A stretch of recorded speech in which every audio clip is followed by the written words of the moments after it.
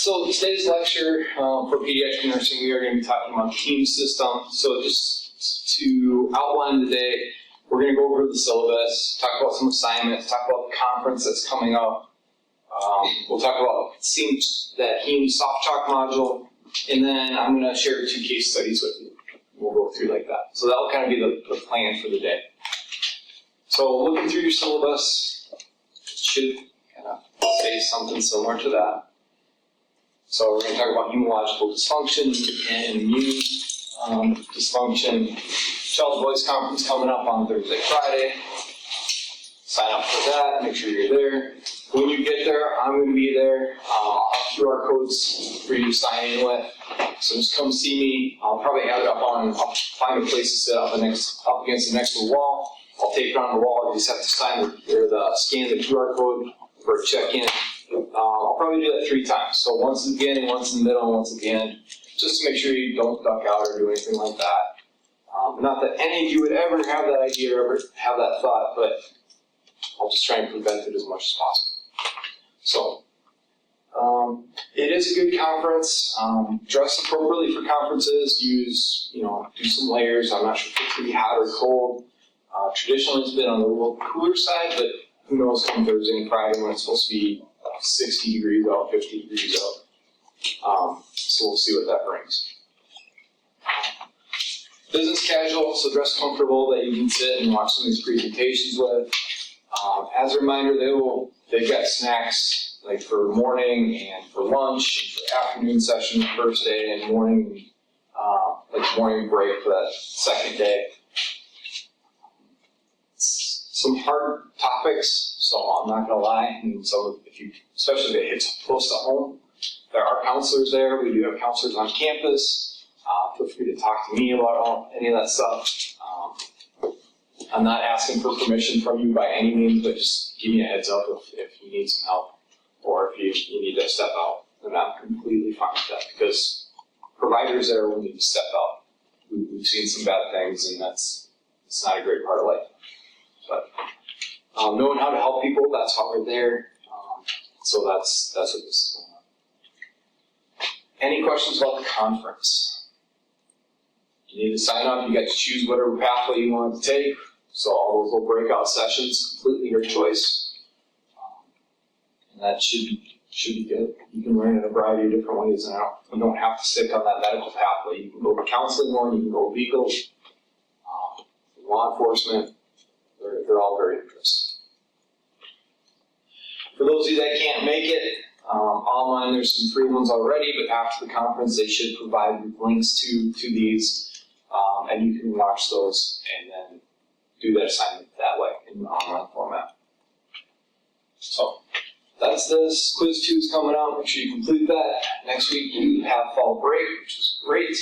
And so that being said, that week's going to be kind of just time to get some of this stuff done. So it's time for you to do your physical and development and just wrap up all your clinical paperwork. So, and then we'll talk about cerebral and then got an exam. So, any questions about what the future holds for you for the next couple of weeks?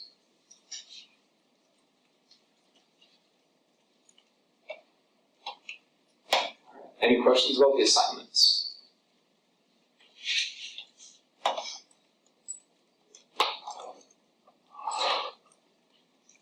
There's no wage requirement for the paper, right? So for the makeup stuff, if you're not going to be there or only there partially, what I want you to do is do a summation of each of them. Make sure that you're watching enough hours to make up for the time that you were there. And then the paper assessment paper. Oh, the family assessment paper? No, I haven't. There's not a minimum or maximum. Just make sure you cover it. And so that one's as a group, APA, all that fun stuff. The developmental one, that's medical shorthand. You just can't write normal or within defined limits. You have to tell me what that is. For cardiac, it's S1, S2, regular rate and rhythm. Pulses in all extremities are 2+. Cap refill is less than 3 seconds in all extremities, et cetera, et cetera, et cetera. So you can use medical shorthand on that one. Please use medical shorthand on that one. I don't want that one in APA. And that one's independent. You can do it as a group, or you could have done it as a group, but you have to do your write-up as solo.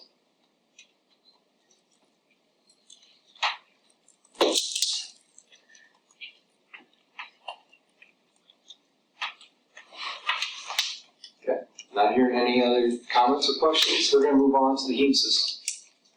So that being said, we're going to talk about anemia. That's a big part of this class, especially if we're talking about pediatric. It's very common. So we'll talk about iron deficiency anemia in particular. We'll talk about sickle cell disease. We'll talk about aplastic anemia. We're going to talk about some hemorrhagic disorders, hemophilia, ITP, things like that. We'll talk about leukemia briefly, and we'll talk about HIV and AIDS briefly. So yes, this is not a full-on list of all the different things. It doesn't even cover all the stuff that your book has. I know that, but I'm trying to weed out and do the highest importance of what I think is most valuable for you. Yeah, we go into G6PD and other thalassemias and copper deficiencies, but I'm trying to go with what I think you're going to see the most frequently. So, of course, I like histories on your patient. So what's in the history that's going to possibly point you in the direction of a heme condition or an immunological condition? Easy bruising. Yeah, easy bruising, that's a big one. Where at? So for some of these kids that have easy bruising, where do you see that? Yeah, in the legs, especially against bone against bones, like inside of their knees, inside of their ankles. You'll see it there very, very frequently. Where else do you see it? Yes. Yep, so epistaxis, so nosebleeds. We'll talk about that here in a little bit. Gums, it's bleeding from the gums. Another one. So those are some common sites, of course not all encompassing, but common sites for bleeding. What else do you see? Fatigue, yeah. They're not making or losing red RBCs, they lose oxygen carrying capacity, and the tissue's going to die eventually. What else? Cold fingers. Okay. Support perfusion can be cold fingers. Not always like an acute thing, but it could be, depending on how low volume that they actually have. What else? Infection. Yeah, infections. We're talking about the immunological aspect of this too. Prone to infections, sometimes weird infections or different infections, stuff that you wouldn't necessarily see in your regular population. Cystopherenes, different stuff like that. Recurrent UTIs, that's a big thing for HIV and AIDS. Recurrent pneumonias.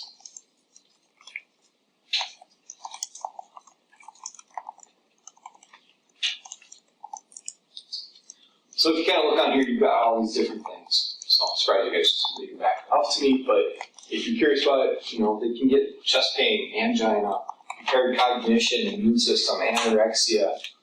There's a lot of different things that you can look at this one. So I suggest that you do look through, scroll through it, make sure you know some of those. So we'll start with anemia. Very common in childhood. So what are some normal blood counts? So if we're talking about H&H, what do we kind of expect to see?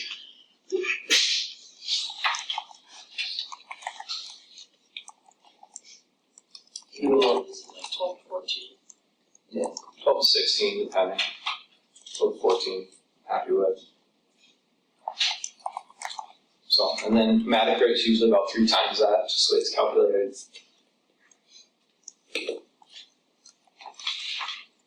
So, you can see too much, you can see too little. Of course, those are going to be different things. So, we'll talk about anemia, and that's going to usually be too little. So, different ways to classify anemia. First way, decreased production. So, when they have that, they're going to look poor, they're going to be weak, they're going to have some fatigue. Might have a murmur because of hypovolemia. Might have some pica. What's pica? Eat labor, it's not food. Yeah, eating stuff that's not food. Having that drive to eat that. So it could be clay, it could be dirt, it could be a variety of different things. So common, you might hear about that in maternal if you haven't already. That can happen as well. But with anemia, that can be a sign of it as well. So could be nutritional deficiency, and that's probably the most common one, iron deficiency, anemia in kids. So as a grow up and they develop and they're switching over from breast milk and formula over to whole milk. Usually happens at about 1 year of age. If they're not eating enough food that's fortified in iron, like those little puffs and rice cereal and different things like that, milk doesn't have any iron in it. In fact, actually it binds to iron and helps get it out of your system a little bit with all the calcium and different things in it. So, that being said, if they switch over to whole milk, they're not eating enough. By age 13 months, it's very common to have anemia. Maternal stores will run out and they look really pale. So iron deficiency is probably the most common. You can get it with folate, B12, copper, different things like that. But iron deficiency is probably the most prevalent and the one I want you to know most about. Bone marrow failure, so you're just not making it. So this would be things such as like aplastic anemia, where you're not making any of those cell lines. And we'll talk about that here in a little bit. We talk about aplastic red cells, malignancies, ALL. We'll talk about that a little bit as well. But your body's just not making those cells that they should be making. Moving on, increased blood loss. So a lot of the same stuff. So feeling weak and tired and just your body's trying to compensate with tachycardia and those kind of things. So how do you get that? So acute blood loss, where do we see it in kids? Yeah, MVAs. Nosebleeds. Yeah, nosebleeds, so epistaxis. Do you know the top 10 reasons for nosebleeds in kids? Picking the nose. Yeah, 1, 2, 3, 4, 5, 6. Going up their nose and picking their nose. Great joke, right? Yeah. But yeah, so epistaxis is when my little kids can lose blood valley. So we can also talk about, if they've got genetic dispositions for like hemophilia or hypersplenic or ITP or some other weird medical stuff going on. Those are other issues as well. It could be when teenagers start their periods. That flow can be a little heavy, and some people have gotten anemic after that because they've lost enough blood that way. So, red cell destruction. One thing they might see a little bit more is they get more icteric. What's icteric? More jaundice. They get kind of a yellowish color because those cells are breaking up. You can get the byproducts of like bilirubin and stuff like that are out there. You're also going to see like dark urine as it's going through the kidneys and being destroyed that way. Splenomegaly, hepatomegaly. So, a couple of different ways, intercorpuscular, extracorpuscular. So, what's destroying it? Is it within the cells or is it outside? Is it drugs, chemotherapy, infection? Yeah. What is frontal bossing? Big forehead. So on a little kid, they'll get a big forehead. I haven't seen that a ton. I suppose it's possible, but I haven't seen it a ton.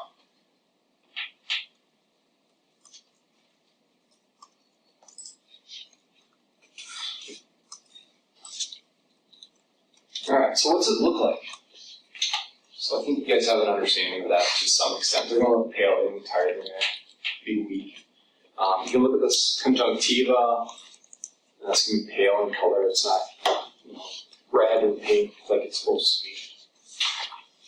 With this, we do put in atraumatic care with this. These kids tend to have a lot of blood draws, unfortunately, as we're trying to figure out what's going on with them, so make sure that we're being atraumatic with that. And so we're as atraumatic as possible. That can be some of these numbing things. So, did you guys see J-tips there in the hospital? Yeah, kind of makes like opening a pop can type of noise, a little loud. Sometimes it scares the kids, but it works really quickly. And so it's a great kind of small circular device that numbs a small local area. But the nice thing about that is it injects it into the skin and it works relatively quick. Lidocaine is not always great. You see that a lot. The adult teams like to do that before an IV stick and using that. For little kids, it sticks and it's a stick and a burn, right? So you might hear them say that. But for them, sometimes that's almost worse than the IV in and of itself if you're doing that or the needle itself. So you honestly don't use a lot of Lido. Lido also causes vasoconstriction. And so if you've got a difficult kid that you need to coach and then you put the lidocaine in there and make the vein even smaller, that might defeat the purpose a little bit. We use EMLA a lot, so EMLA is topical cream. Bad thing is it usually needs to set for a half hour to an hour to be effective, and so time is an issue with that one. Elemex, I haven't seen that in the hospital, but supposedly you can get that over the counter, and that's just a 4% topical lidocaine. So remember that, try to be atraumatic with those kids. So physical exam, pallor, cyanosis, cardiac murmurs, weak. So what do we do with it? Try to group cares as much as possible, keep them nice and mellow, not stressing them out. So iron deficiency, we talked about this briefly, but this is a very prevalent nutritional disorder. Like I said, after the age of 12, when they're switching over to whole milk, they're not eating enough, and they're just relying on whole milk, which some will do. Some of them will really favor the bottle instead of eating puffs or cereal and those kind of things. So that's where you'll often see it, and it's usually a dietary type of situation. So preterm infants especially, because they don't have the stores, they're supposed to get that from mom later on in pregnancy, but if they are evicted from their home a little early, so to speak, they lack that opportunity.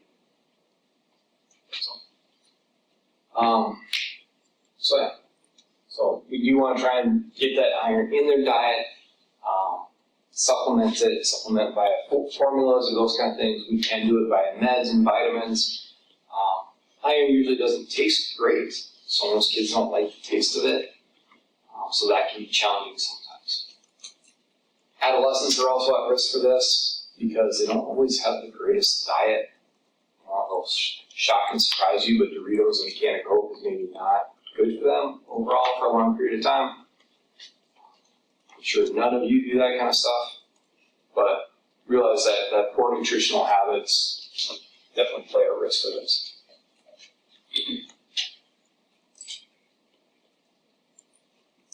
Alright, so sickle cell anemia is another cause.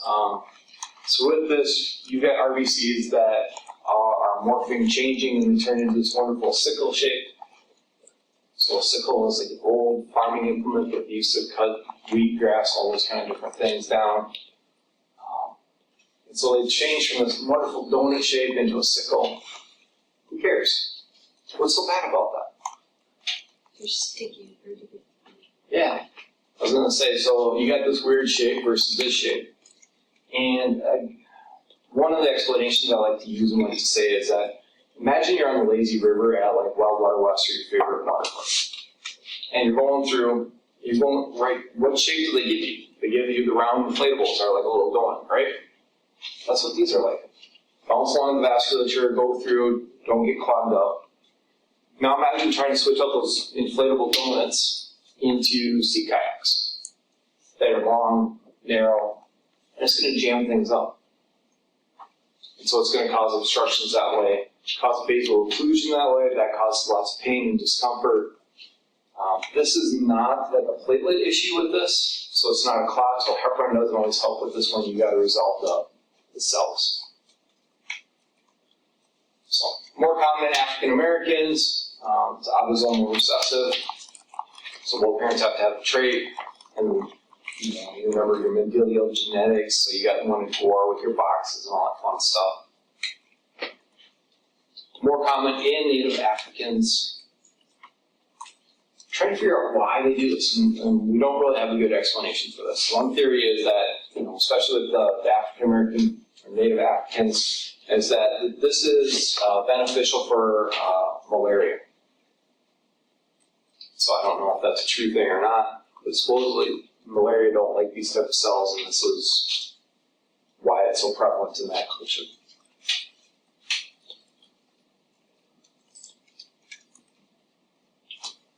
So with that, so cells change. What are some of the things that might just position somebody into flipping those cells from that donut shape into that sickle shape?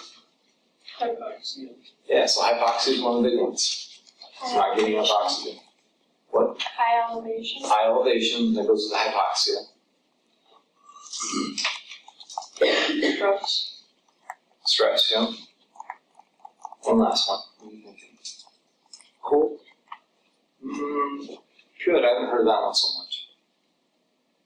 You go down that pathway. Dehydration is the other one I was really thinking about.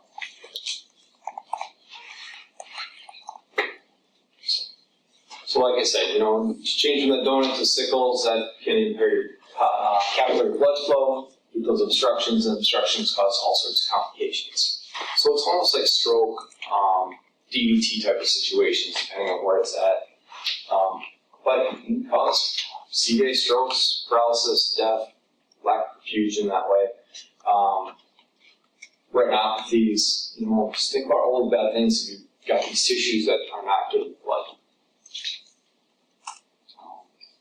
Priapism is one of those signs and symptoms of priapism.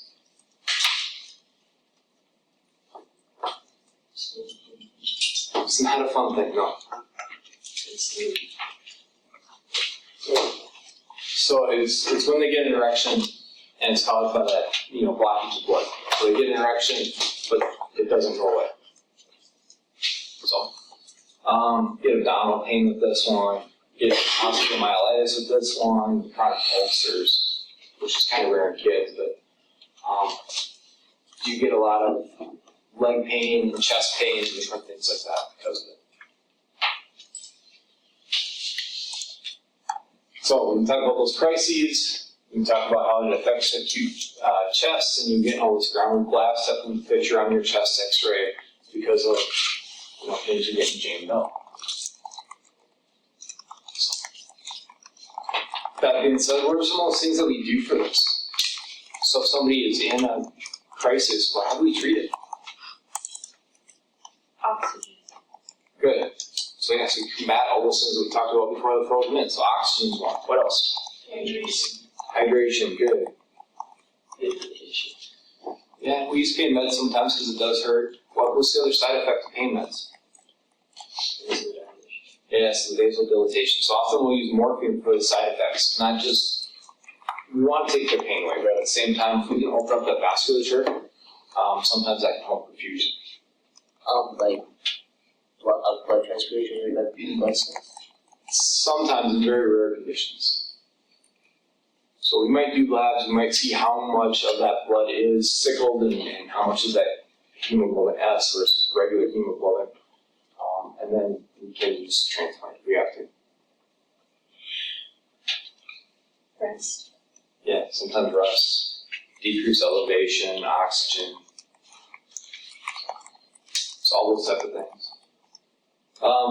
With this, sometimes you can get some backup into your spleen. That can actually cause the spleen to stop working if it gets backed up enough. Sometimes we'll remove the spleen surgically, which will fix some of this, and the sequestration or the removal of those cells. But then it creates problems with immunity. So realize it's kind of a trade-off there.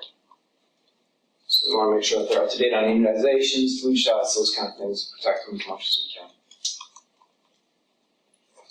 Talk about vaso-occlusive. Remember that this is not like a platelet type of thing. This isn't something where heparin's going to help out with this. We just got to get those cells to unstick.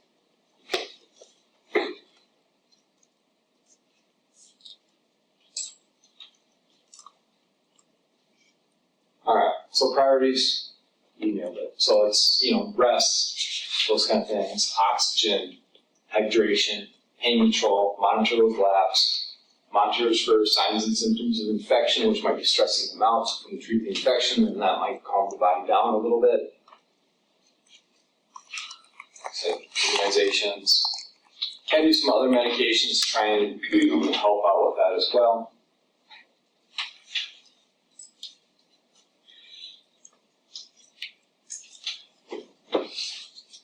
One of my case studies I'll tell you after soft shock here will involve that. Talk about sickling. All right, so we can talk about anemia to decrease RBC production, specifically bone marrow failure, especially aplastic anemia. So what is aplastic anemia? Any of you have a patient with aplastic anemia?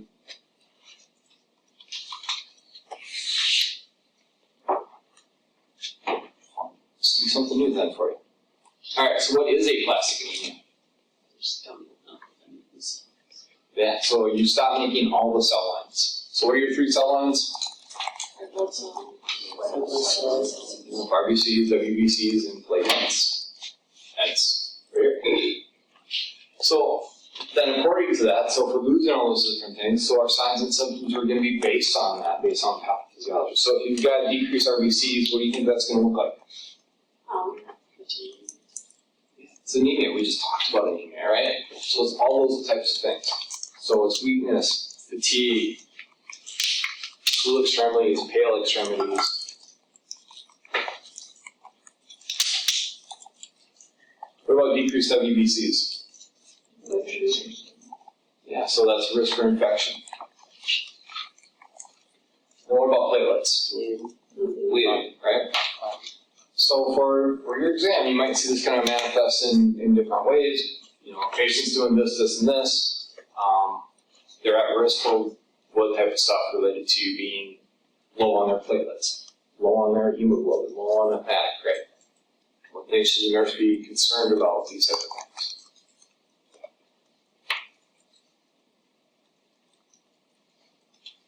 So treatment-wise, we can do immunosuppression. Sometimes we'll do that. Sometimes this is caused by us. So if we're giving chemotherapy or radiation, sometimes we trigger this. That we want those counts to be low before like a bone marrow transplant or something like that, or we're trying to rid ALL.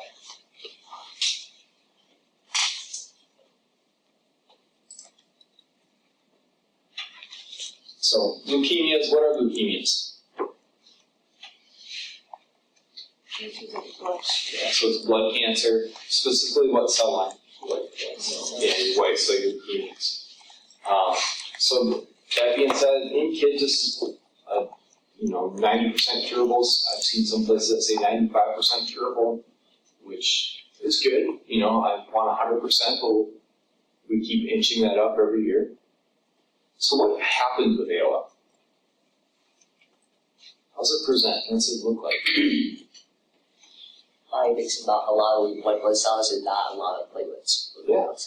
So your body focuses in on making all those white blood cells and takes all the energy and time and resources away from all the other cell lines. So that being said, those other cell lines are going to drop. So if you're doing a CBC, you're going to see less platelets. You're going to see coming with infections, coming with bruising. They're going to come in with high white blood cell counts. Like what's a normal WBC? 5 to 52, like 550, like 5,000 to Yeah, 5 to 15, depending on your lab. So with leukemia, what are you going to see? It's over 100,000, generally speaking. So it is not usually settled. You come in and get labs on this, and it'll usually come back quite high. So, and then since all those cell lines, so you're not making the other two cell lines, and then when you're kicking out those leukemia cells so early, they're not mature, they're not really functioning either. And so you got all those, generally speaking, all the signs of aplastic anemia, right? So you're watching for bruising, you're going to watch for joint pain, you're going to watch for infections. They'll often compare about leg pain or complain about leg pain because that bone marrow is so ramped up. So they get bone marrow compression with that, and that hurts. They can even go to the point where they get fractures of those legs more frequently because of all that compaction and the stress on those long bones. Happens usually a little bit earlier, so peak between 2 and 5 years of age. So this does kind of happen at a childhood level. Adults can get ALL. Their outcomes are a little bit worse than what kids are, but it can happen. So you can watch this video and learn a little bit more about ALL. Well, it's not a tumor necessarily, but it is a blood cancer, and we treat it as such. Impacts that body, especially those things that are very highly vascular, spleen, liver, those type of situations. Talked about all the different stuff like that.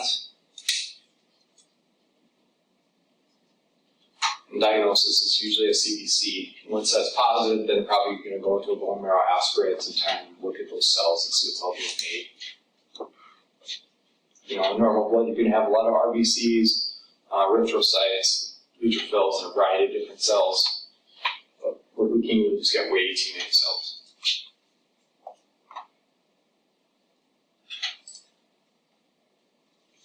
So what do we do with that? So treatment's usually chemotherapy. I'm not going to make note of the specific types of chemotherapy that you're using for this. That, it's usually beyond the scope of the general nurse. You got to get some Peds experience before if you want to do that, and then specialize in the chemotherapy world. Might use some radiation depending on where this is at. So if we're seeing more in the head and the cranial area, that becomes more complicated. Why is, any sort of cancer, not just leukemia, but any sort of cancer more difficult to treat if it's up in the head or in the spinal cord? So the treatments revolve around the destroying like the cells. Yeah, that's partially true. But you've also got a barrier there. You ever heard of that blood-brain barrier? And so you give most of the chemotherapy through blood and through vasculature, but it doesn't always get into the CSF fluid, into the brain very well.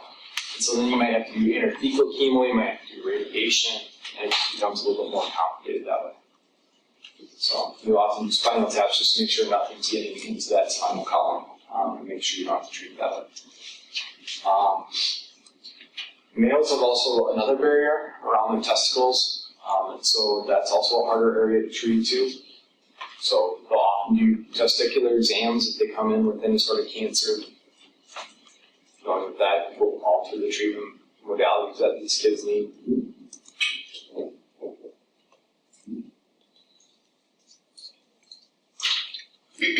So radiation is not always much fun. What are some of the complications of radiation? Yeah, so you can get burns from it. Infection. Future cancer risks. Those are some of the big ones. Depending on where you're at, dry mouth is very common, especially if you're radiating some of the salivary glands and stuff like that. Chemotherapy, as they're trying to get this more specified and specific, which I can't wait for, some of it is pretty nondescript or non-specific. So we do try to maximize this. We try to look at those cells and see what cells they are, see when they regenerate, when's their lifespan, get them at their peak time to have most effectiveness on the cells with minimal damage to the other cells. It does tend to, affect every cell in the body. And so that's why we get the side effects of losing hair or doing those kind of things. It can also impact reproduction, ovaries, testes, those kind of things. And so, we have to be cognizant of that. We also have to be aware that chemotherapy can throw them into aplastic anemia, make some things worse before they get better.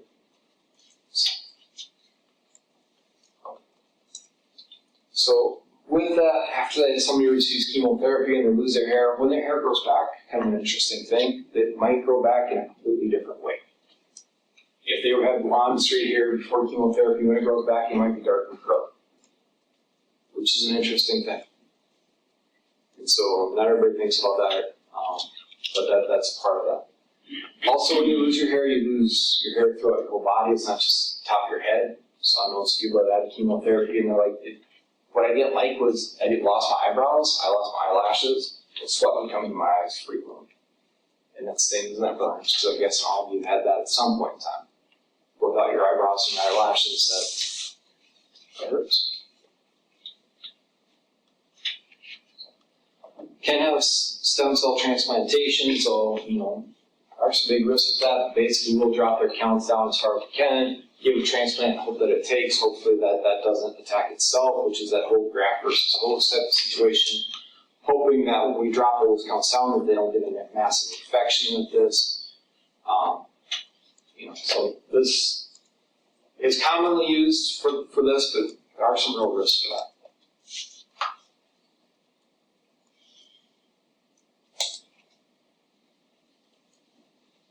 All right, so nursing care of the patient with leukemia. So things that we want to do, of course, protect them. That's one of the biggest things we need to do. Protect them from bruising, protect them from infection, protect them from the meds that we're giving them. Remember that chemotherapy is not always nice. In an ironic sense, that you get chemotherapy and then you're at higher risk for cancer, which I always thought was kind of not nice. But it's often the best it can, meaning that it will destroy tissues. I mean, that's what it's designed to do, is kill cancer cells. In the future, we're trying to get more, like I said, more specific about this. I've heard of some studies that it's taking Pseudomonas and flipping it to be turned into eating cancer cells, which is kind of weird things. The fact that we're giving Pseudomonas to our patients instead of treating them, but it's specialized Pseudomonas that attacks cancer cells, which I think is awesome. So I'm hoping in your lifetime we can be very specific about the meds we give for these, and it just attacks the bad cells instead of all the cells. Pain's a major thing with this, so make sure you're assessing this very frequently, staying on top of it. Pain and like emesis, you want to be very proactive. That it's so much easier to stay in front of it than trying to play catch up after the fact. We talked about bone marrow suppression, all those things, infection control. Be careful yourself handling that chemotherapy. So there's special protocols that you have to do for how to give it, how to clean it up if you spill it, and those type of things. Zofran is a great drug, as well as some other stuff out there, Kytrel, other things like that that you might have seen and used for vomiting. Oftentimes with this, we've got a very specific program for when we're giving meds, why we're giving meds. And that's going to be trying to, number one, maximize that chemotherapy to hit the cells when it's the weakest and when that chemotherapy will do the most damage to those cancer cells. But there's also going to be parameters for when we get Zofran. We want to make sure that we start that beforehand, before they even get the chemotherapy, instead of, oh wait, let's wait till you get sick and then start. No, we're trying to be proactive with this, and it works so much better if we can stay on a schedule. Tied to that, hydration is a very big thing. You might talk about respiratory case or those kind of things, like if that chemotherapy is going to sit in the bladder for a long time, you're often really hydrating, trying to get them to pee those toxins out instead of just having it sit in the bladder. So timing is very important when we're talking about these patients and their meds. This is not something that's like, oh, I gave it 2 hours late and that's all right. It messes your whole thing up, so you gotta stay on your timing.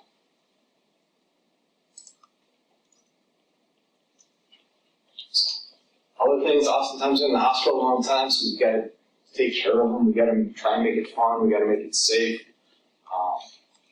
Do what we can with that. As that tissue breaks down, your mucosal tissue tends to break down easier. So we got to look for mouth sores and those kind of things. Just like your bladder, so look for cystitis and irritation and infection or irritation of that bladder lining, because as that chemotherapy goes through, and before you avoid it, it's in the storage tank for a little bit. And so depending on what type of chemotherapy you're using, they can really get a bad case of that cystitis.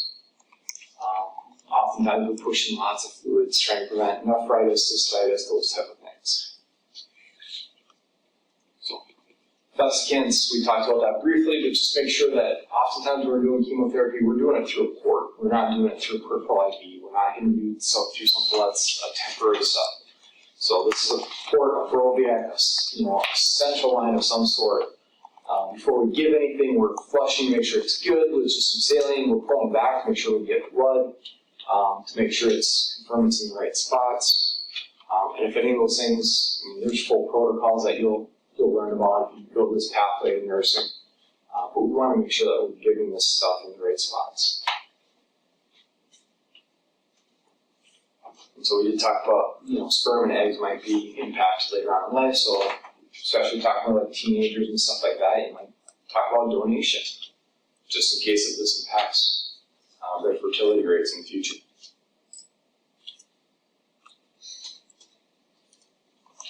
All right. Questions on ALL?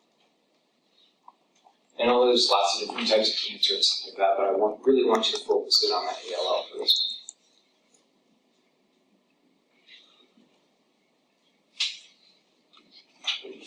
Relax more flat. How about we take a 10-minute break, pause here before we jump into hemophilia, and we'll pick up after that. So you're a child, right? Yeah. Alright, so jumping back in here, so talking on the soft track module, so we're gonna talk about hemophilia. And so, you will see this. Who's at more risk for hemophilia, boys or girls? Boys. Boys, why? Because it's recessive. Yeah, it's often X-linked, and so boys are at more risk for that. So as we're talking about this, hemophilia is like a bleeding disorder. So what does that mean? So somebody's got hemophilia, how do they present? Really easily. They bleed easier and it's harder to stop. So some students have theorized in the past, it's like, oh, they bleed when they bleed, the blood's shooting out across the room and this. And it's like, no, there's not increased force, there's not increased volume that comes out. They're more prone to bleeding and then it's just harder to stop. So don't mistake in that. But, so as we said, 80% of these cases are X-linked. X-linked affect boys more than girls. And so, we are the weaker sex then when it comes down to it. You're gonna hear that a lot. You talk about peds, boys are the weaker sex when we're young like that. You're gonna see that, you're gonna hear about that stuff if you haven't already. You talk about that maternal yet? Usually those little boys don't do as well as those little girls do. Hey, those characters.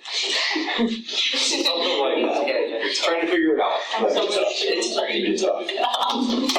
So for this, X-linked cases, of course, factor 8. So, when you talk about hemophilia is 80%, hemophilia A is 80% of those 80%. And so this is the big one that I want you to remember. So factor 8, it's your classic hemophilia. Can't talk about von Willebrand's disease or other things like that kind of act like it, but it's slightly different. Von Willebrand's can affect women and men all the same. On that whole clotting cascade, I'm not going to have you remember that clotting cascade and all the different things that make that up. But realize that's what's going on here. Is that they're not making a clot and that leads into complications. So, with that, as they get a little older, you're going to see hemophilia present itself different ways as they go through different ages and stages. In little boys, what's one of the first signs that you might see of hemophilia? Activity tolerance? What's one of the first surgeries little boys might have? Circumcision. So if they have a hard time, stopping that bleeding after a surge, that might be a sign of something that they've got hemophilia. I know a sad little case where they went home and the little boy bled in his diaper all night and he actually died after a circumcision. Something we kind of considered to be a routine care. But he came in and his hemoglobin was 2.3. So weird case, doesn't happen very often, but those weird ones kind of stick with you sometimes. So that hemophilia, that might be one of the first signs. As they get older, they're starting to crawl more, do more, they're bumping into stuff. You might see that their bruises are bigger than other little kids. They might have more frequent bruises, those type of things. So all those kind of things. Iron injections, they might get big bruises from these iron injections. So watching all those different things. Hemarthrosis is a big concern. So bleeding into those joint spaces, as it bleeds into there, it causes a lot of destruction. So it's going to lead into a lot of arthritis-like symptoms, and that's at a young age. And so repeatedly bleeding into those joint spaces causes a lot of destruction, swelling, pain. And like I said, it really messes them up.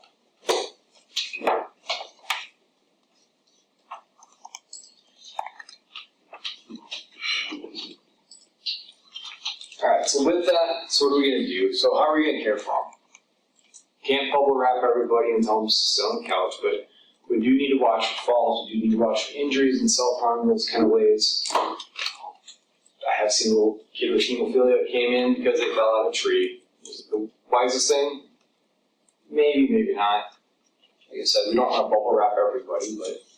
Would like a microband do something that would be useful like that? Like at school? Yeah. So it's very common for them to have medical bands on and just, notify people in case of emergency. So that's one of the things we actually really recommend quite frequently. Mild cases of this, DDAVP, that's kind of nice because it's going to trigger the clotting cascade and help out with that a little bit. If they're very severe, then we might have to do factor replacement, so talk about that factor 8 or whatever factor they're deficient on, and do that. Sometimes people can do that from home. They can get trained on that type of situation, and that's interesting. Talk about Amcar, preventing clot destructions, trying to help them clot and do those kind of things. Talk about safe environment, so maybe shouldn't shave with a straight edge razor or those type of situations where they can nick themselves, cause bleeding, cause damage to those kind of things. So, hemarthritis, so if they're having substantial of that, that's often referred on to orthopedics. They might put a needle into those joint spaces, pull out that blood, pull out that fluid, and try to minimize the damage with that. Otherwise, good old rest, ice, compress, and elevate as much as possible on some of those joints and those bleeding spaces. It's pretty basic here. Alright, so ITP is different than that. So ITP is a disorder which destroys your platelets.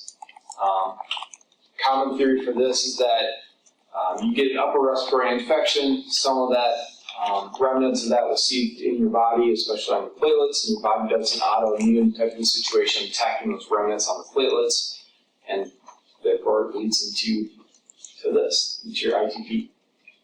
And so, Is that like theory kind of similar to the theory that they think causes kids to develop type 1 diabetes? yeah, so, except for type 1 diabetes, I think it's a respiratory type of situation, your remnants kind of go into those beta cells, and then your body destroys them. So, similar thought. Credibility of that, they're still working on. But, so with this one, what's your platelet level supposed to be at? What's normal? 15. A little higher than that. Good guess. 60 to 80? Over 100,000. So it's usually like 150 to like 300, 350, even 400, depending on the sites. So when you're seeing kids that come in, they've got 10,000 is all, instead of the 100,000, 150,000. That's significant. And they're at risk for bleeding and bruising and those kind of issues. So what do we do for treatment of this? So of course, it's an infection type. Take care of that infection when possible, otherwise we're trying to calm that body down. So we can use steroids. Sometimes we don't like doing that.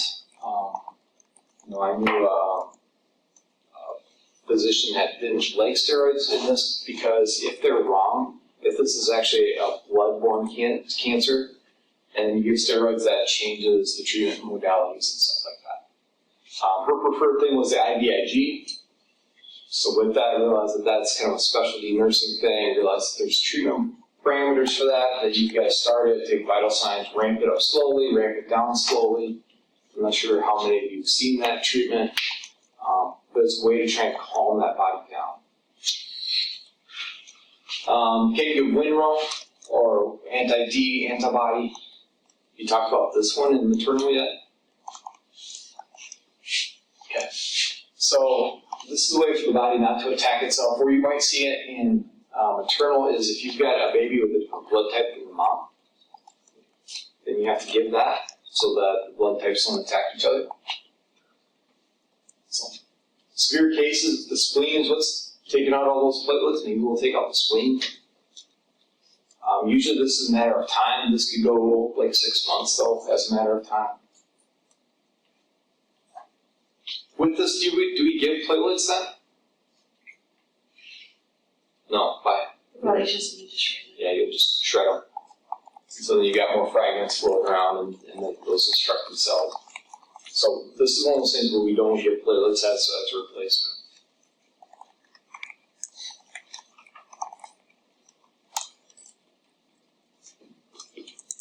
Alright, So immune deficiency disorder, HIV, AIDS, those types of situations, we're going to talk very briefly about this kind of stuff.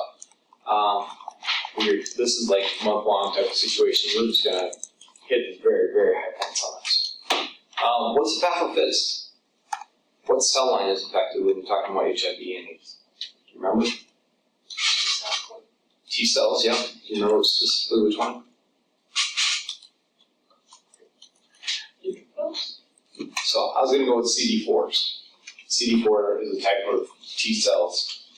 And with those are your leukocytes or white blood cells. So as it's affecting that, it's going to affect your ability to fight infection. And that's why you're seeing some of these different situations for your clinical manifestations. So what are some common clinical manifestations for HIV and AIDS? Frequent infection. Frequent infections, yeah. Like what? UTI. Pneumonias and UTIs are probably some of the most common ones. And with those, sometimes they're infections with weird type of situations, you know. So if we talk about UTIs, we'll talk about this later on, but E. coli is probably the most common thing. You're going to get UTIs with weird, other type of microbacteria. Pneumonias like with cystic carini and different stuff like that. And the manifestations for those infections are going to be a little weird. What else? Fatigue. Fatigue.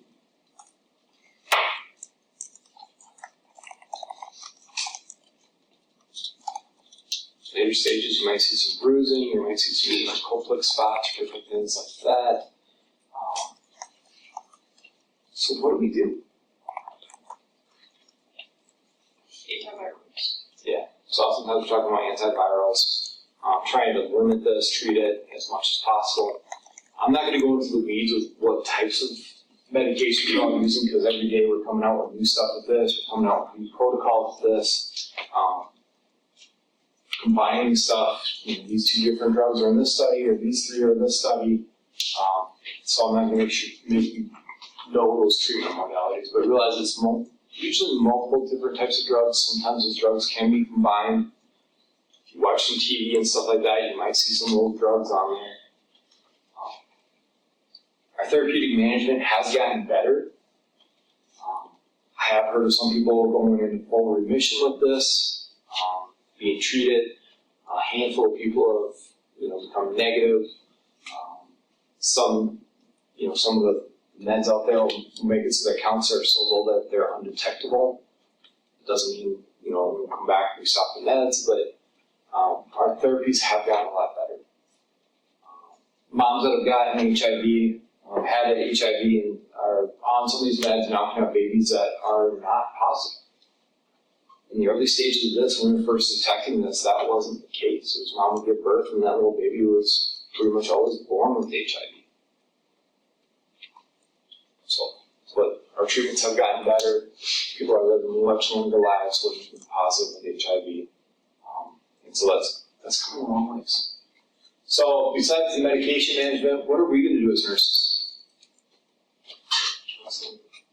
Counseling, yeah. About what? Financial, life, reproduction.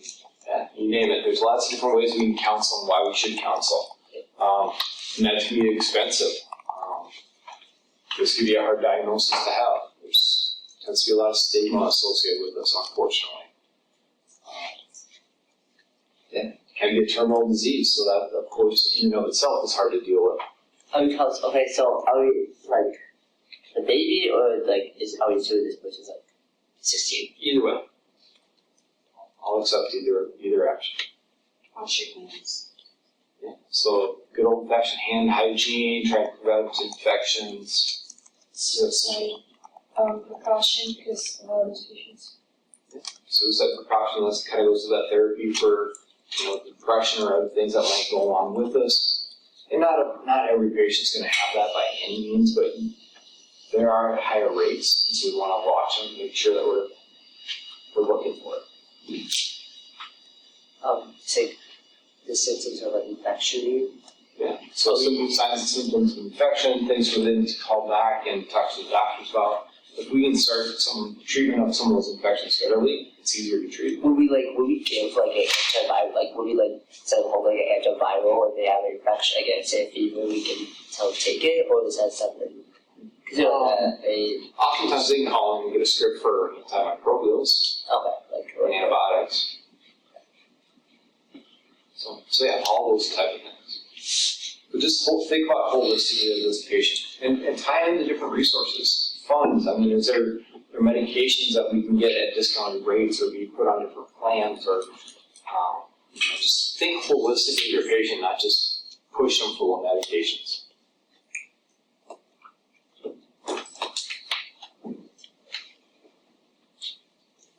All right, so last little bit, blood transfusion therapy. So, we go through that, make sure that you're up to date on that.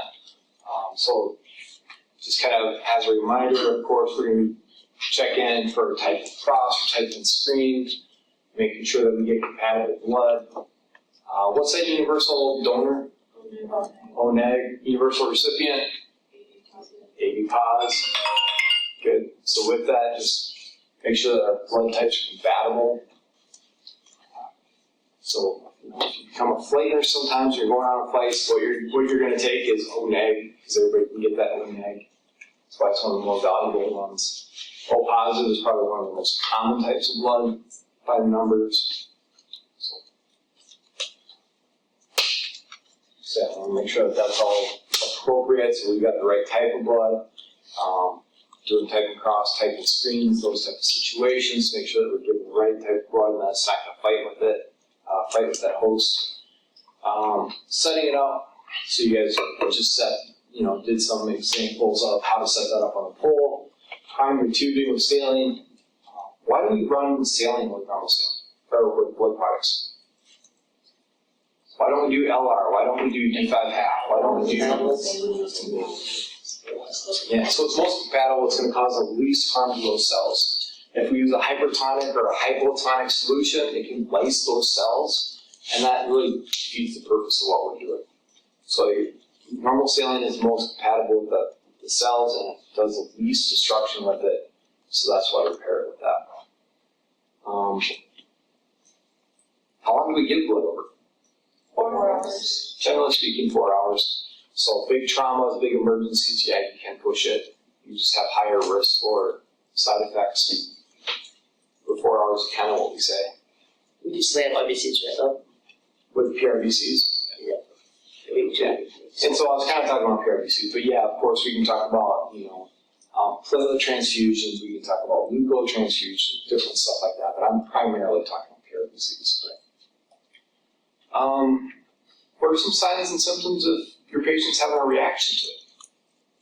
Shortness of breath. Yep. Good job. Itching, swelling, rashes, flank pain. That's a big thing. Why do they get flank pain? Yeah, it's the kidneys. So as those cells are getting destroyed and they're going through the kidneys, it jams up those kidneys. So that can be a big thing. They might just have a weird sense. Some patients that have had a reaction to it just say, I feel weird. So then, you as a nurse have got to do a really good job of explaining before you even start the blood products about, you got to get consent, which is always a big thing. We talked about consent before.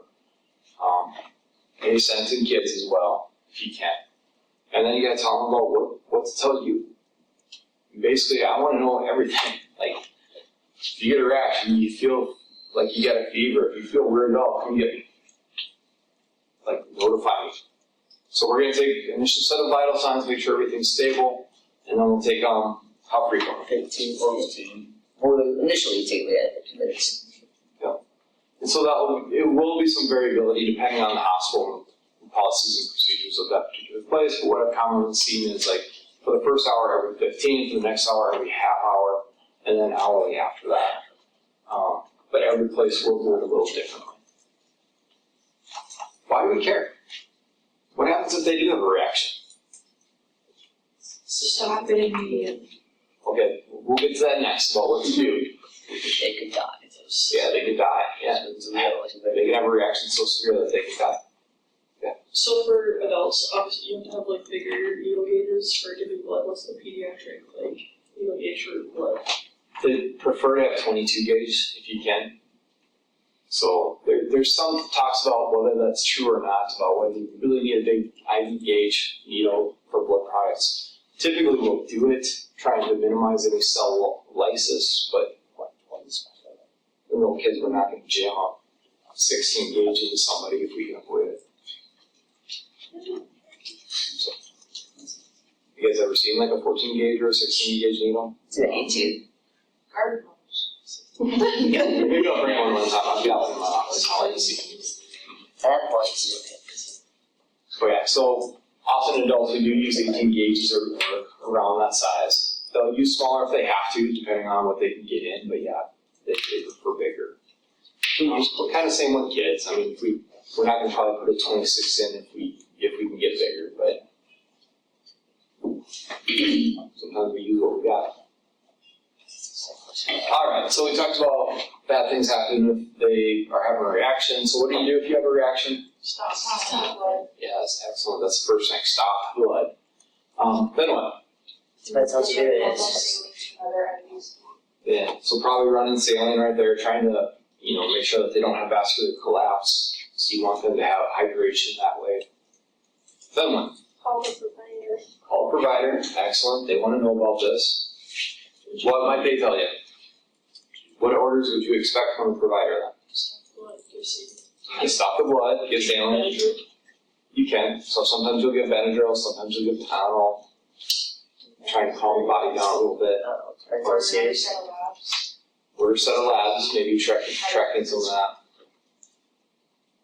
I mean, I think it depends on how bad they need blood, right? Like if it's like a.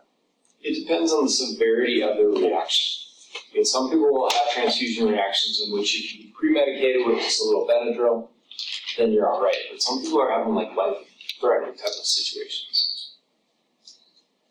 And that's going to be kind of up to the provider. Generally speaking, if they're starting to have one of those life-threatening things, it's usually not the stomach. And they can go into trolley and do different stuff like that. That's beyond what I expect you to know.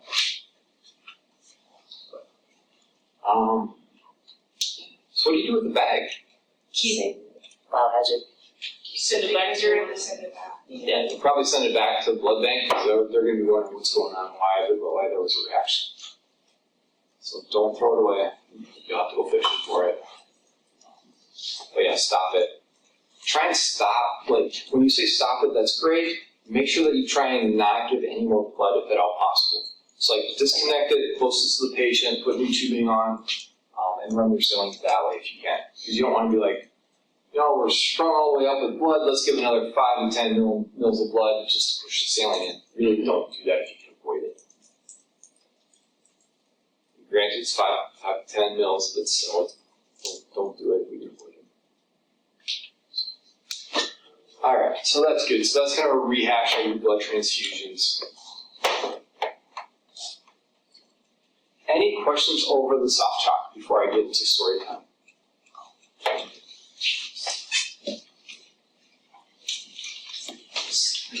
Story time, yeah. So case studies. Real life case studies. Alright, so first one. So when I'm going to try something new. So instead of just shouting out at me different stuff, I want you to think about this stuff. For those people that are in this room that tend to be slower processors, I don't think it's fair that some people just always jump up to a quick answer. I want you to think about this. So think about it for a couple seconds and I'll try and ask you some different stuff. So as we're going through this. So first patient scenario, you're working at a local children's hospital and you get a call that there's going to be an emergency landing because of a critical child. This child is being treated for cancer as well as she's got sickle cell disease. Had to do an emergency landing because she was having sickle cell crisis, and so you get to her.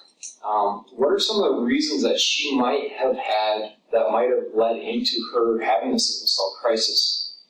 Because she was flying from Denver down to the Disney in Florida. I always mix up land and world. Like whatever one was in Florida, that's where she was flying. So stop, think about it for about 10, 15 seconds. What are those things that predisposition her to maybe having a sickle cell crisis? a little bit, what do you think?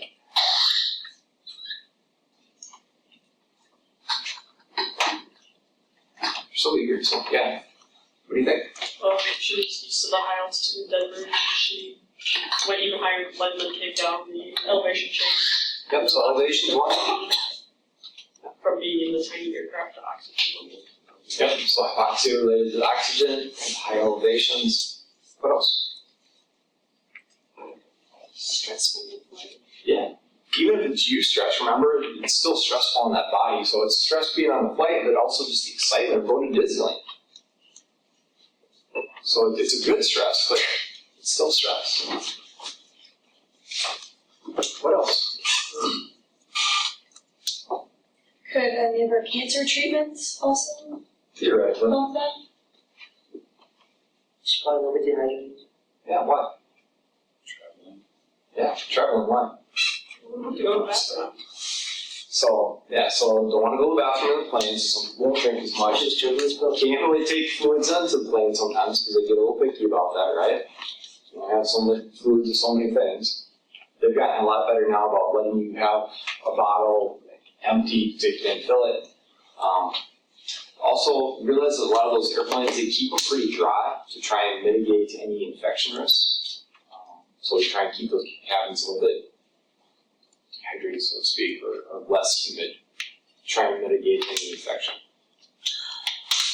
So, sitting for a long period of time, not moving. So all those things were reasons for her to have a crisis. So, gets landed, takes an ambulance to your facility. What are you going to do for this old girl? So wait just a few seconds, let everybody think.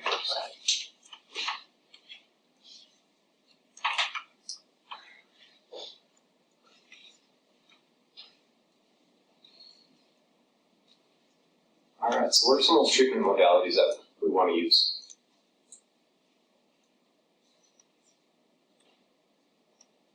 Alright, now you, what do you think? Oxygen. Yes, so oxygen. Yes, remember hypoxia is one of the main reasons that people will sickle themselves, so we're going to oxygenate as well.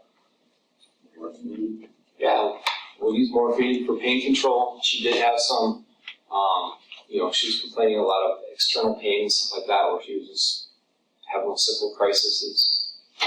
So morphine to open up the vasculature, that probably helps out with pain more so than even the filling those receptor sites. What else?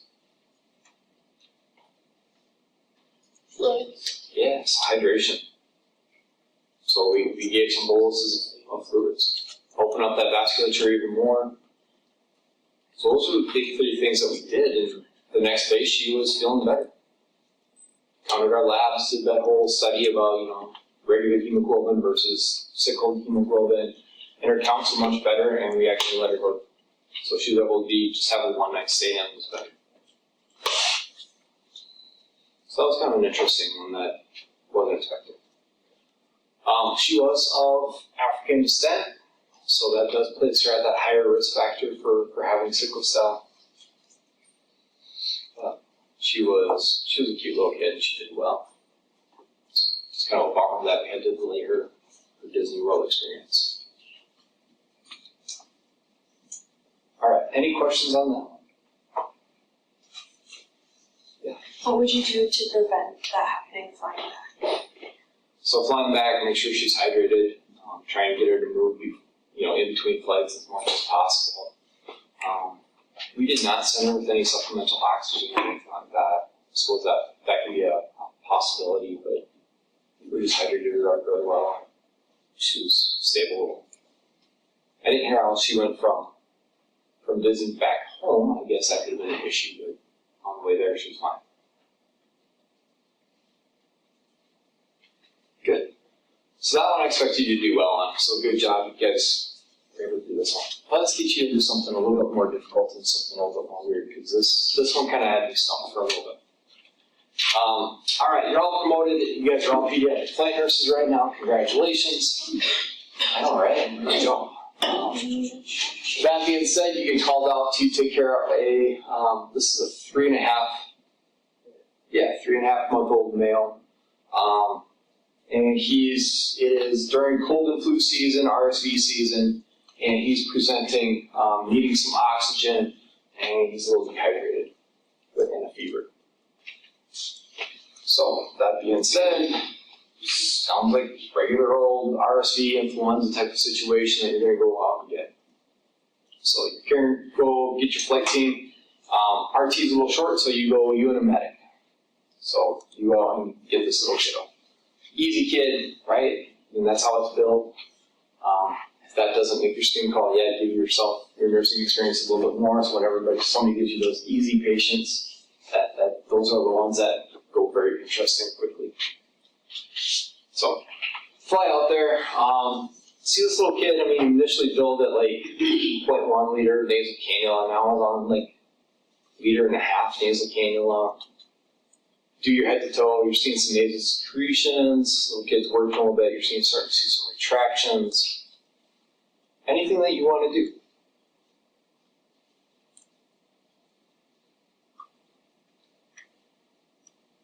Can I ask a clarifying question? Sure. You're still at the facility. So now you're at the outline facility. Yes.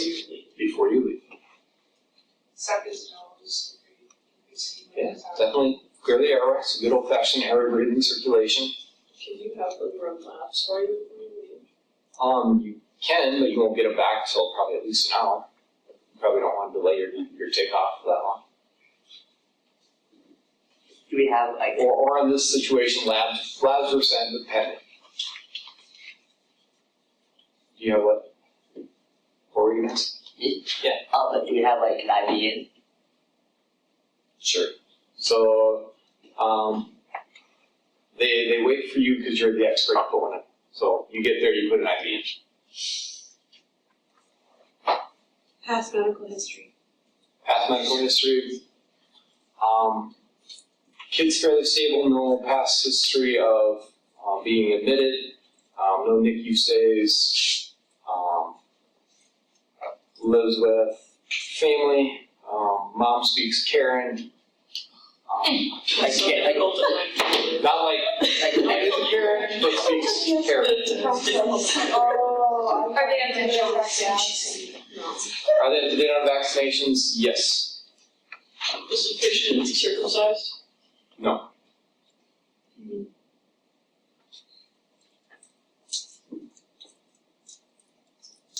Alright, so little kid's there, got an IV in, sucked out the nose, on nasal cannula, sounding good on 1.5 liters.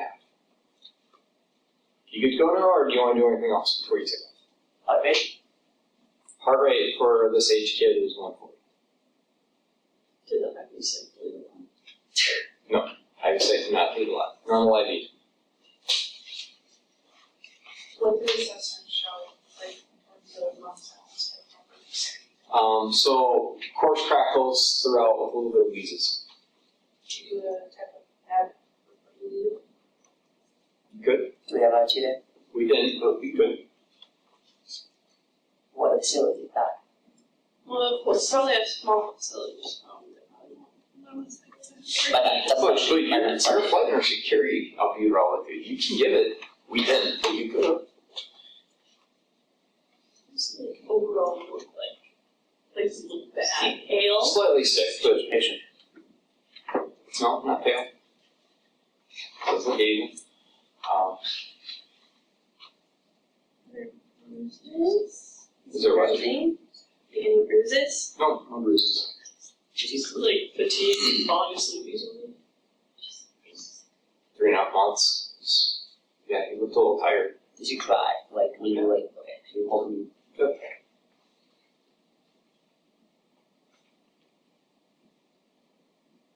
Y'all good to take off now? Really mean to give a question. You gotta make this call like, when is good enough? When are you feeling comfortable that you can make it home, Mark? Is it 1.5 quite a bit for a 3-month-old? Yeah, a little bit. Can we take the RT with us? Yeah, their RT's not gonna come with. How far is this flight? They're not certified to fly with you. Like, Possible intubation prior to flight? Good, but I mean, it's not, looking that way I right don't now. know. Isn't it harder for it to make is it like hard for like when we They're estimate? smaller, so you need smaller tubes and you need, it's a smaller airway.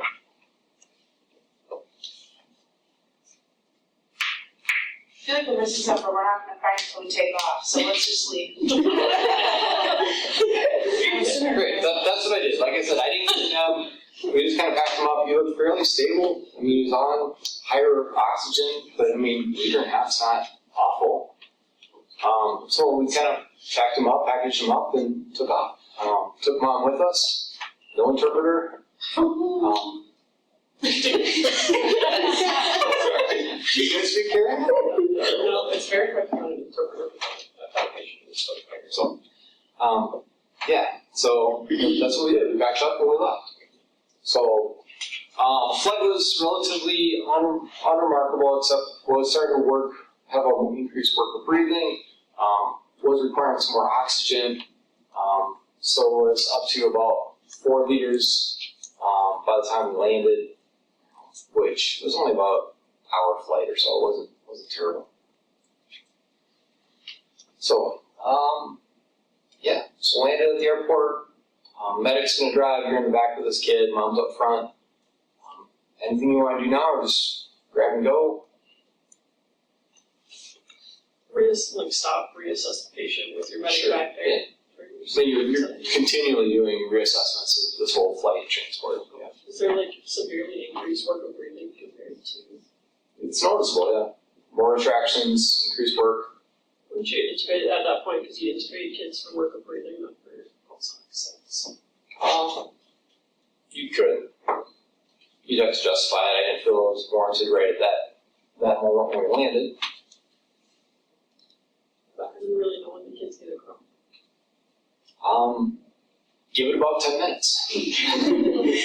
So we were just hoping we were gonna make it back to the hospital all right, and everything else is going good. We get them all loaded up in the back of the ambulance, and then before we even left the airport, we're driving out the gate, and he stopped breathing on me, which was a great big sign that he did need to be, in fact, intubated and receive some of that stuff. So, what do you want to do? So you're in the back of the ambulance, your medic's driving, mom's up front, kid stops breathing. What do you do? Well, you have the medic stop, get out, go back, and patch his stuff. What are you going to do until then? Bang. Good old-fashioned banging, right? So you're going to do that. You're going to notify them. Meanwhile, you're going to take turns bagging while the one, medic will usually do the intubation stuff. So he needs to get his equipment out and set up and right-sized tubes and different stuff like that. Meanwhile, you are getting all your medications out because you want to sedate them, paralyze them, and make sure that they're not moving during intubation so it goes easier. So you take turns bagging, and then you intubate this kiddo, and it actually goes pretty smooth. Meds are in, and you're doing this stuff. I will say the other thing I did do was talk to my doc. So before you leave, you talk to your doc. Everything was going good when I thought I was out there. After he decided to stop breathing, after we intubated him, I called the doctor again, put him on speakerphone as we were driving back to the hospital, saying, "Hey, this little kid needed to be intubated. He stopped breathing." When he did that, little stinker dropped his heart rate from like the 160s down to 66 because he stopped breathing. So he did get better after ventilation, surprisingly enough.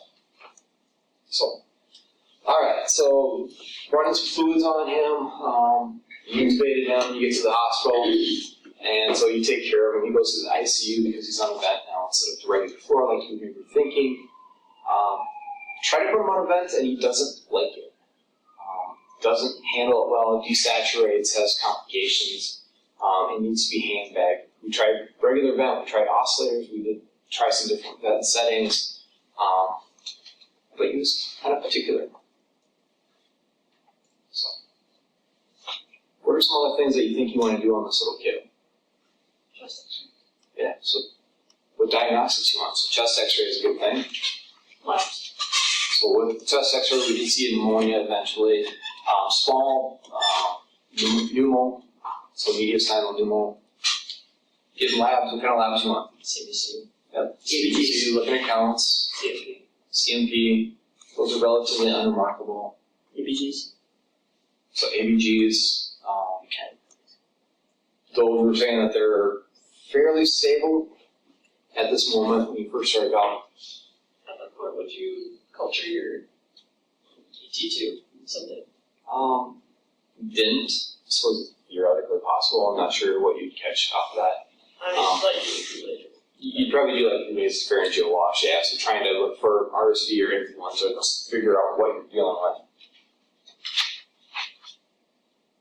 Would a kid that's smaller go for corona? Too unstable. So DKG echo. Sure, yeah. So we'll probably hook them up to monitors. So you got them on SAT, you got them on continuous EKG. So kid, we also started on some support with like cardiovascular wise, we started on some HEPI to increase heart rates, increase, keep them up a little bit, get more squeeze. Also started on some milrinone to get more contractility of that heart. Because his blood pressure was sagging, his heart rate was sagging. And that's why he needed those meds. Still intubated, still on a vent. Now starts having pink frothy sputum, pulmonary edema. Which if you haven't seen that before, that will be a memorable event for you. So it's quite really. So I'm asking you. What do you think is going What on? was echo? Well, I've just got some problems with like a presentation. What was? So Right side of the Did it do an echo? I was gonna say, I think we did do an echo. Trying to remember what the results of that were. It wasn't Delayed, so you're talking about like ejection fractions or something. Okay, so change fractions. Left side. So heart wasn't functioning as well as it should have been. body. Right side is it. I was thinking about it. Yeah, did we get the hearts? Echo. Yeah, you said that. Yeah. Does he have some sort of rectal check? Like No defect, no, good job. What is blood culture? Poor perfusion, poor ejection fracture, heart's not squeezing good. Would you like an ultrasound? Gate cultures, culture depending. I mean, Would you an ultrasound for localization of the lungs? So, not necessarily an ultrasound of that. Like you said, you got a chest x-ray, showed pneumonia, and a little bit of a pneumo.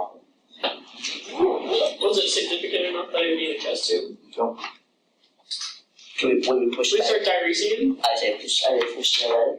okay, you're probably not diuresing so much right now because your heart rate's decreasing, your blood pressure's decreasing, you're pushing fluids, and you're giving epi, and you're giving milrinone, so you're still giving quite a bit of fluid. Running at maintenance, probably not for a couple of boluses. What's blood pressure now? Sagging a little bit, low side of normal. Are there any labs back at this?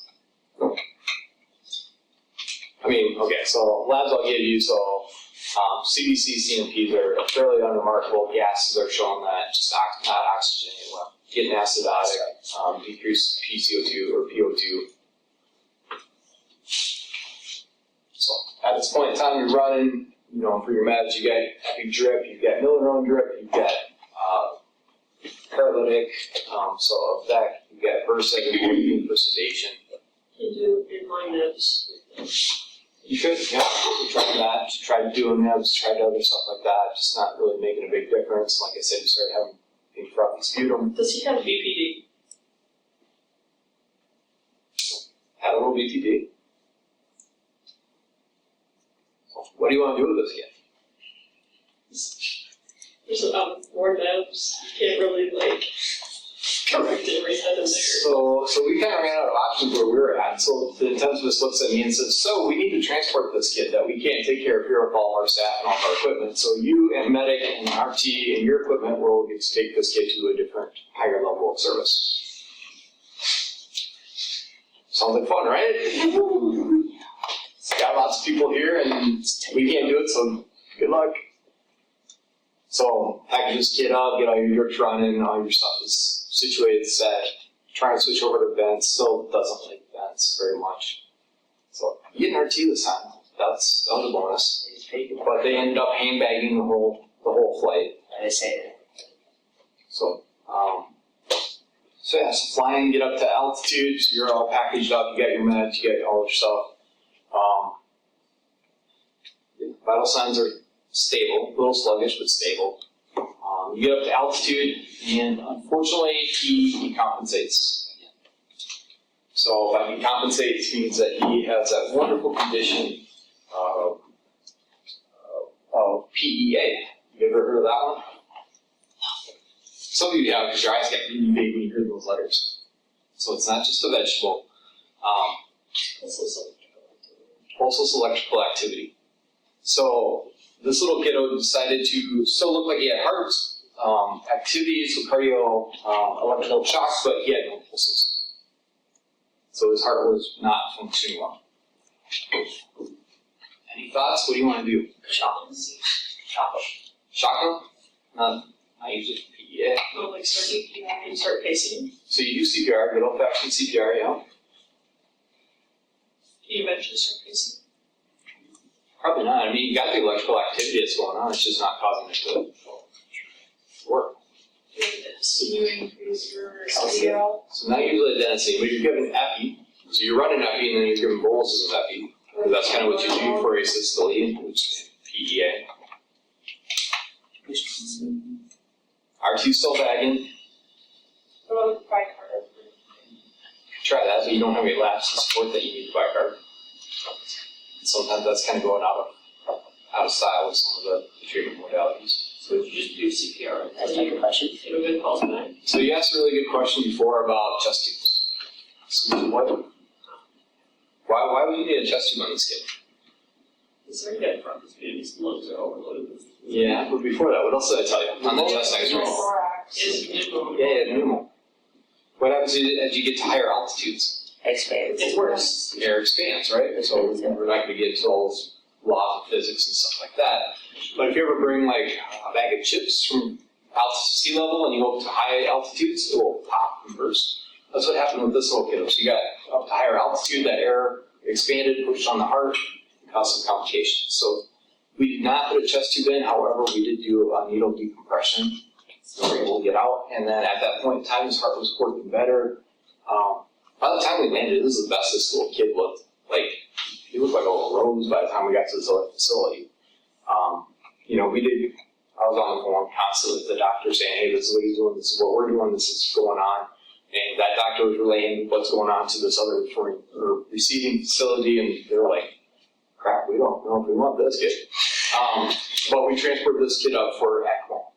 So that's that heart-lung bypass. I'm not sure if you guys see that on any of your clinical rotations. But we didn't have that capability then. And so that's why we're flying this kid to another higher level. So this kid actually looked really pretty good. Vital signs stable out by the time we landed. We walked in, and within 5 minutes after landing, this kid was cannulated for ECMO. Like, they did the surgery right in the room, and it was boom, and everything was set up. And the kid was stabilized that way. So, so with that, remember that whole series of events of doing over stuff. The outlying facility was really grateful, said you guys did a great job. The flight team was amazing. Thank you for doing this kind of stuff. Nothing we would have recommended doing it differently. A couple of days later, give us an update on this patient. And they're like, oh yeah, by the way, did you know this little kid had HIV? I was like, what if he has HIV? If I mean, Yeah, what if? no. What if that's how mom figured out she had HIV? Oh. Oh. Yeah. So after that fact, then you're always thinking like, oh, okay, so bloody sputum, I put IVs in this kid,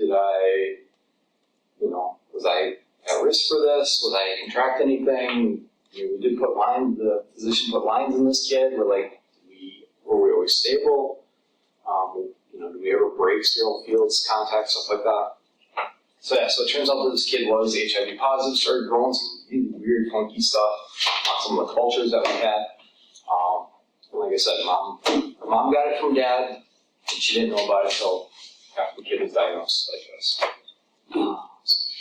So yeah. So did you have BPD as well?